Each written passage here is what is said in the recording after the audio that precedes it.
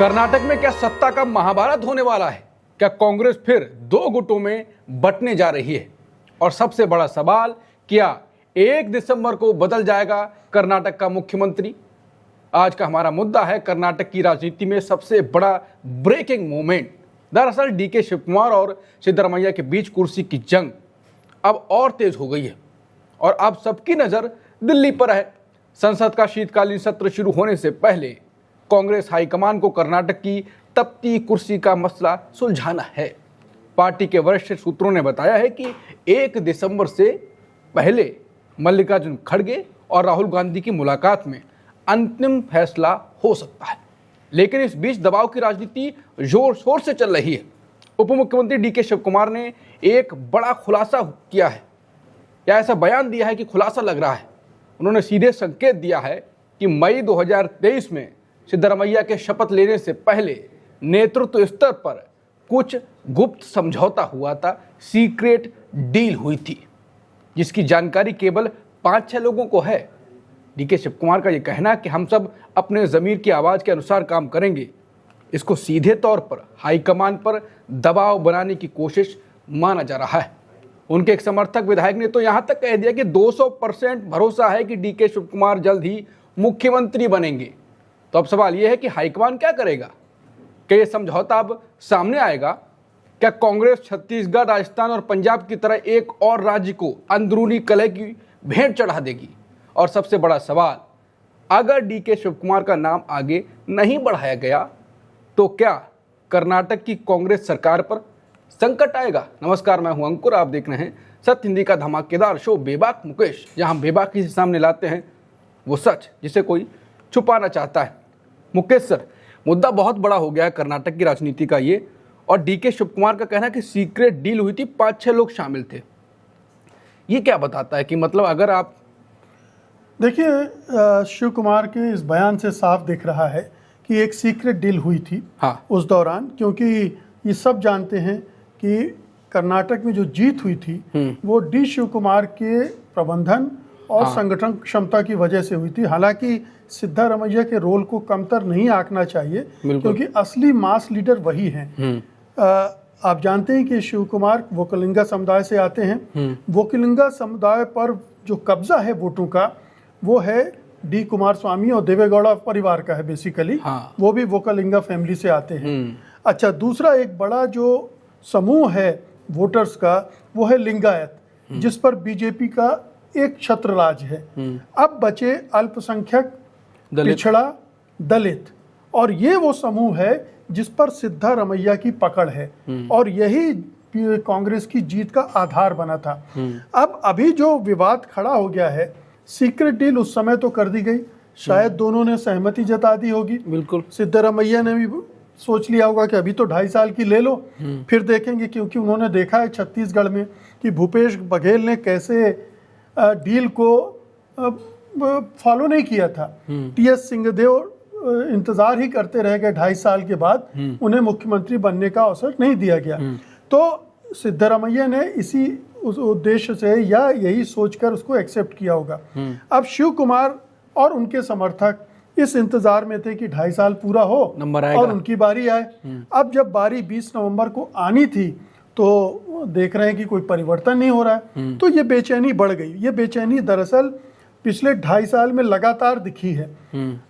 सत्ता संभालने के कुछ महीनों बाद ही, जून में ही एक तरह का कू की बात की जा रही थी कि उस समय भी सत्ता पलट की कोशिश की गई थी, लेकिन उस समय हाईकमान ने उसको मैनेज कर लिया था। अब ये चुनौती ये है, मल्लिकार्जुन खड़गे उसी प्रदेश से आते हैं, और अगर वो अपने ही प्रदेश में अपनी सरकार को ठीक ढंग से मैनेज नहीं कर पा रहे हैं अध्यक्ष होने के नाते, हालांकि सारी बंदूकें राहुल गांधी पर तन जाती हैं, गांधी परिवार पर भी तन जाती हैं कि वही सब उन्हीं को संभालना चाहिए, लेकिन खड़गे साहब का रोल भी तो यहाँ देखा जाना चाहिए ना। बिल्कुल, यहाँ पर क्योंकि वो तो उन्हीं का स्टेट है। तो ये कांग्रेस के सामने सबसे बड़ी दुविधा ये है कि अगर डी शिव कुमार को मुख्यमंत्री बनाते हैं तो सिद्धरमैया कहीं नाराज तो नहीं हो जाएंगे, और सिद्धरमैया के पास कम से कम 90 से 100 विधायकों का समर्थन है। डी शिव कुमार के पास विधायकों का समर्थन उस पैमाने पर नहीं है। दूसरी बात यह है ये परिवर्तन की सुगबुगाहट पिछले लोकसभा चुनाव के पहले भी हो रही थी, लेकिन किसी तरह से समझा बुझा के रखा था कि नहीं तो इसका लोकसभा चुनाव पर असर पड़ता। नहीं हुआ, इसलिए लोकसभा चुनाव में कांग्रेस 9 सीटें निकालने में कामयाब हो गई। अब 28 में फिर चुनाव है, 29 में लोकसभा चुनाव है। इन सब को ध्यान में रखकर कांग्रेस हाईकमान को एक फैसला करना है। देखिए, जब आपकी केंद्र में सरकार होती है तो आप मैनेज कर लेते हैं कि भाई आप सिद्धरामैया से बोलते आप यहाँ पर ये पद संभाल लीजिए, या डी शिव कुमार को बोलते कि यार स्टेट छोड़ो, आप केंद्र में ये मंत्रालय संभाल लो। कांग्रेस के पास देने के लिए और कुछ नहीं है, बिल्कुल वही राज्य है, वहीं पर दोनों को एकोमोडेट करना है। तो सिद्धरामैया को अब मुख्यमंत्री वो पहले भी रह चुके हैं और दोबारा बने हैं, और इतना बड़ा जनाधार उनके पास है। उनके अपनी जाति के 8-9% बीट हैं, कुरुबा जिस ओबीसी समुदाय से वो आते हैं, और उनकी 95% वोट कुरुबा के कांग्रेस को पड़ते हैं उनकी वजह से, दलितों के पड़ते हैं। अल्पसंख्यक पूरी तरह से एकजुट है। अल्पसंख्यकों का तो आप मान सकते हैं कि चलिए शिव कुमार भी होंगे तब भी वोट कांग्रेस को ही जाएंगे, लेकिन ये जो पिछड़ी जातियों का वोट सिद्धरामैया की वजह से आता है, दलितों का वोट जो सिद्धरामैया की वजह से आता है, क्योंकि वो एक उनकी पृष्ठभूमि रही है इन वर्गों में काम करने की। अगर उनमें फूट पड़ती है तो कांग्रेस का पूरा जनाधार फिर बीजेपी छीन सकती है। बीजेपी इसी फिराक में बैठी हुई है कि इन दो नेताओं में झगड़ा हो और मैं वो जो होता है ना कि बंदरबाज में मैं फायदा उठा लूं, वो इस कोशिश में लगी हुई है। वो अफवाहें ही फैला रही है। बिल्कुल, अभी बीच में अफवाह फैला थी कि शिव कुमार अमित शाह से मिले थे।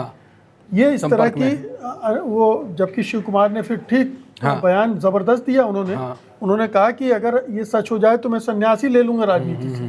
तो शिव कुमार बहुत कमिटेड नेता हैं और बार बार कांग्रेस को क्राइसिस में मदद भी करते रहे। आपको याद होगा कि जब जेल भी गए थे और मध्य प्रदेश में जब क्राइसिस हुई थी तो उन्होंने कांग्रेस के एमएलए को वहां पर पनाह दी थी और इंतजाम किया था।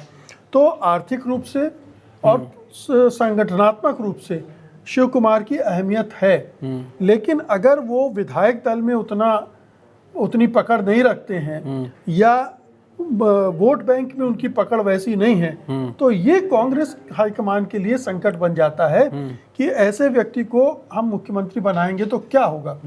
लेकिन ये सवाल जब ये डील हो रही थी, सीक्रेट डील, यही सवाल भी तो था। उस समय क्यों नहीं सोच रहे थे? या इन 2.5 सालों में कांग्रेस ने क्या किया कि ये घड़ी आएगी जब तो उसके पास क्या समाधान है। बिल्कुल, तो कांग्रेस हर बार इसी चक्कर में फंसती है। आपने राजस्थान में देखा, आपने छत्तीसगढ़ में देखा, आपने पंजाब में देखा, हर स्टेट में यही क्राइसिस पैदा होती है और कांग्रेस की मिसहैंडलिंग होती है और वो राज्य हाथ से छिटक जाता है। तो क्या कर्नाटक में भी कांग्रेस अपने पैरों पर कुल्हाड़ी मारने जा रही है या कुल्हाड़ी पर अपना पैर मारने जा रही है? दूसरा ऑप्शन ज्यादा ठीक है जी। तो दोनों स्थितियां हैं। ये बहुत ही दुखद होगा कांग्रेस के लिहाज से अगर आप देखें कि उसके पास वैसे ही कुल मिलाकर 3 राज्य हैं और उन 3 राज्यों से भी कर्नाटक महत्वपूर्ण राज्य है। अगर वो भी हाथ से जाता है तो फिर बचेगा क्या? तो इस क्राइसिस को कैसे हैंडल करती है, अब ये कांग्रेस की क्षमता की परीक्षा है, कांग्रेस हाईकमान की परीक्षा है, मल्लिकार्जुन खड़गे, राहुल गांधी की परीक्षा है। राहुल गांधी ने बताया कि वेट कीजिए, कहा है डी शिव कुमार से, इंतज़ार कीजिए, और इसी आधार पर कहा जा रहा है कि कोई समाधान निकाला जा रहा है। शायद 1 दिसंबर को परिवर्तन हो जाए, शायद शिव कुमार को बना दिया जाए, सिद्धरामैया को मना लिया जाए। दोनों चीजें हो सकती है, ना भी बनाया जाए, शिव कुमार को मना लिया जाए या सिद्धरामैया को मना लिया जाए। मतलब अब ये ज्यादातर चर्चा ये चल रही है कि डीके शिव कुमार को मनाने की कोशिश की जाएगी, ज्यादा सिद्धरामैया को रखा जाएगा। अब ये है कि जिस प्रकार से सिद्धरामैया डीके शिव कुमार जवाब दे रहे हैं तो कुछ भी आकलन लगाना अलकमान के हाथ। तो देखिए, ऐसे मौके पर कोई भी जो दावेदार होता है वो प्रेशर टैक्टिक्स इस्तेमाल करता है, ठीक है। तो वो शिव कुमार भी कर रहे हैं और फिर शिव कुमार के जो समर्थक हैं उनको भी अपने साथ जोड़े रखने के लिए कई बार ऐसी बयानबाजी होती है। लेकिन डिपेंड करता है, देखिए शिव कुमार बहुत कमिटेड कांग्रेसी है। बिल्कुल, बिल्कुल। इस मामले में वो उन पर शक नहीं किया जा सकता है कि जैसे आपके ज्योतिरादित्य सिंधिया थे या उस समय सचिन पायलट फिसल गए थे या अमरिंदर सिंह ने धोखा दे दिया था, वैसी उनकी छवि नहीं है, तो वो उस तरह के कदम तो नहीं उठाएंगे। लेकिन ये भी है कि जो आदमी इतनी मेहनत करता है, अपने संसाधन लगाता है, वो उम्मीद करता है कि उसे मिले उसका प्रतिफल। हालांकि ये प्रतिफल कम नहीं है कि वो उप मुख्यमंत्री हैं, वो राज्य के वित्त मंत्री हैं, वो PWD मंत्री हैं, मतलब जो मलाईदार मंत्रालय होते हैं वो उनके पास हैं, उनको काफ़ी कुछ दिया गया है, ऐसा नहीं है। लेकिन आदमी की फितरत होती है, जो मिलता है उतने से संतुष्ट नहीं होता, वो भी है। और बात ये भी है कि चुनाव जैसे जीती कांग्रेस तो सीधे सीधा उनका DK शिव कुमार का नाम चलने लगा। तो DK शिव कुमार उस टाइम भी कह रहे थे नहीं अभी आलाकमान देखेंगे, उनके खुद की बेटी भी आई, बाकी पूरा परिवार भी था, सब भी कह रहे, बाकी लोग भी कह रहे, तो लग रहा था कि हाँ DK शिव कुमार ही बनेंगे। फिर सिद्धारमैया को फिर बात करके बनाया गया। तो आदमी को ये भी तो लगता है कि चुनाव जीतने के बाद मेरा नाम था, चलो मैंने वेट किया। ऐसा तो बहुत बार होता है, ये बात भी है, राजनीति में दावेदार तो बहुत सारे होते हैं, बहुत सारे लोगों के नाम चलते हैं, ये सब जानते हैं और ये इसका अनुभव भी इनको होता है। ये बात नाम चलने का मतलब ये नहीं है कि मुख्यमंत्री बन जाना चाहिए। तो ये भी है, D शिव कुमार भी समझते होंगे कि राज्य में जो समीकरण है उसमें सिद्धरमैया की भूमिका और महत्व क्या है। अब ये उनको कन्विंस करना है, उनके समर्थकों को कन्विंस करना है कि कैसे इस सिचुएशन में इस तरह की क्राइसिस न बनने दें जो कांग्रेस को और नुकसान पहुंचाएगी। ये एक चैलेंज है D शिव कुमार और सिद्धरमैया के सामने भी, क्योंकि उन्हें भी तो पार्टी को संभालना है राज्य में। बिल्कुल। अगर वो आपस में फूट उनमें पड़ गई तो सरकार भी हरदम झूलती रहेगी और इसका फायदा बीजेपी उठाने के लिए बैठी हुई है। तो ये वहाँ भी चुनौती है, चुनौती केंद्र सरकार हाईकमान के सामने भी है। बिल्कुल, कि वो कैसे इसको हैंडल करती है। बिल्कुल। तो बाकी DK शिव कुमार तो कह चुके हैं कि सिद्धरमैया हमारे पार्टी के एक एसेट हैं और कभी एक दूसरे का सम्मान भी नहीं कर रहे हैं दोनों नेता। लेकिन बात कुल मिलाकर आती है और दोनों नेताओं का एक ही बयान है कि आलाकमान जो कहेगा फैसला मंजूर होगा। लेकिन ये कहना अलग होता है, फैसले के बाद मंजूर करना ये भी अलग बात होती है। तो अभी देखते हैं कि आलाकमान अगर 1 दिसंबर से पहले या 1 दिसंबर तक फैसला। इसमें एक चीज बहुत जरूरी है कि ये सीक्रेट डील हुई है क्या। अगर सीक्रेट डील हुई है तो उसका सम्मान करना भी चाहिए, ये भी ध्यान रखना चाहिए। उन्होंने खुद बोला कि मैं कुछ नहीं बताऊंगा, नहीं तो आलाकमान पार्टी का असम्मान हो जाएगा। बिल्कुल, सीक्रेट डील। और जब हाई कमान इसमें इन्वॉल्व है और अगर ये बार बार होगा तो फिर उसका भरोसा कौन करेगा। आगे भी इस तरह की सिचुएशन बन सकती है। तो अगर ये डील हुई है, सिद्धरमैया ने इस पे अपना राजीनामा दिया था, तो उन्हें भी स्वीकार करना चाहिए और दोनों मिलकर पावर शेयरिंग का फार्मूला बना लें और उस तरह से सरकार चलने दे। 2.5 साल आप दोनों चलाइए, इसमें कोई बुराई भी नहीं है। और तमाम जगह होते रहते हैं इस तरह के पावर शेयरिंग के तरीके निकाले जाते हैं। तो आला कमान को अपनी विश्वसनीयता बरकरार रखने के लिए भी अगर वो डील हुई है तो उसका सम्मान करना पड़ेगा। बिल्कुल, जो मुकेश जी ने ये बात कही, यहीं पर शो का एंड होना चाहिए कि आला कमान को अपना जो भरोसा है वो मेंटेन रखने के लिए अपने ऊपर जो डील अगर हुई तो डील को आगे बढ़ाया जाए। नमस्कार।